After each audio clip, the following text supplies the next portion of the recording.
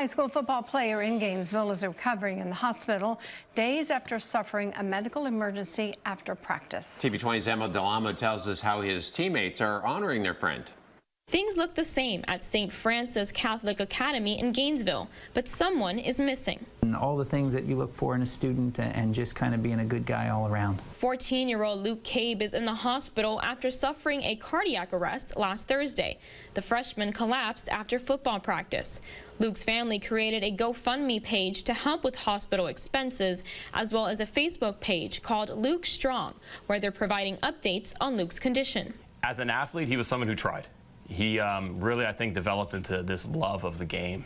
You know, he was busting his behind, really giving every bit of effort he had. He was out there grinding, and there was no excuses. Head football coach James Langham hasn't known his center player for long, but he says Luke's smile and energy are contagious. As a person, Luke was very caring.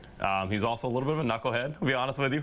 He liked to do jokes, very fun, playful, but caring. The school's principal says the money raised from a Mother's Day card fundraiser will be donated to Luke's family. They are also sharing the links online to tell people about Luke's hospitalization. It's been a difficult journey so far, but Luke's teammates aren't losing hope. At this point in time, the team is going to be wearing number 55 on the back of their helmet. That was his number for his football program, so we're going to be doing everything we can to bring awareness to him and, more importantly, do what we can to help support him and the family as much as is humanly possible. Luke's family appreciates everyone's help. They tell us in part, quote, "We would like to thank everyone involved for their quick actions. They saved Luke's life." We have the link to the GoFundMe page to help Luke's family and the update page that they've created all on our website, WCJB.com.